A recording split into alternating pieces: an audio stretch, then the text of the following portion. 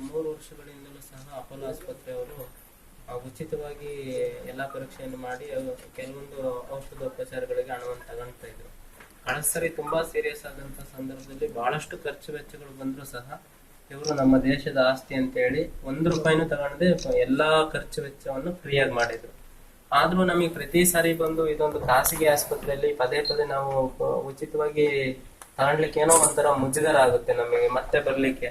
ಹಾಗಾಗಿ ಈ ಸರಿ ಬಂದಾಗ ಒಂದು 10,000 ರೂಪಾಯಿ ಕಟ್ಟಿದೀವಿ ಸರ್. ಅವರು ಇನ್ನು ಯಾವುದೇ ತರ ದುಡ್ಡು ಕಟ್ಟಿ ಮಾಡಿ ಅಂತ ಯಾವ ತರನು ಹೇಳಿಲ್ಲ. ಬಹುಶಃ ನಮ್ಮ ರಾಜ್ಯದಲ್ಲಿ ಇಂತ ಆಸ್ಪತ್ರೆಗಳು ಸಿಗೋದು ಬಹಳ ಕಷ್ಟ ಇವತ್ತಿನ ಕಾಲದಲ್ಲಿ. ಅಂತದ್ರಲ್ಲಿ ಸಾಲುಮರ ತಿಮ್ಮಕ್ಕ ಅವರ ಅಭಿಮಾನಕ್ಕೋಸ್ಕರ ಅವರ ಸೇವೆಯನ್ನು ಗುರುತಿಸಿ ಈ ಆಸ್ಪತ್ರೆಯವರು ಬಹಳ ಒಳ್ಳೆಯ ಚಿಕಿತ್ಸೆಯನ್ನು ಮತ್ತು ಸ್ಪಂದನೆ ಮಾಡ್ತಿದ್ದಾರೆ.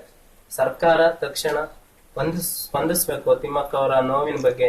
ನೋಡಿ, ಈಗ ಮೂರ್ತಿ ಅವರು ಬಂದ್ರು, ಹಲವು ಸಂಘಟನೆಯವರು ಎಲ್ಲ ಬರ್ತಾ ಇದ್ದಾರೆ, ನೋಡ್ತಾ ಇದ್ದಾರೆ. ಇವ್ರು ನಮ್ಮ ದೇಶದ ಆಸ್ತಿ ಅಂತ ಹೇಳ್ತಿದ್ದಾರೆ. ಜಗತ್ತಿನಾದ್ಯಂತ BBC ಅವರು ಇವ್ರು ಎಲ್ಲಾ ಬರ್ತಾ ಇದ್ದಾರೆ.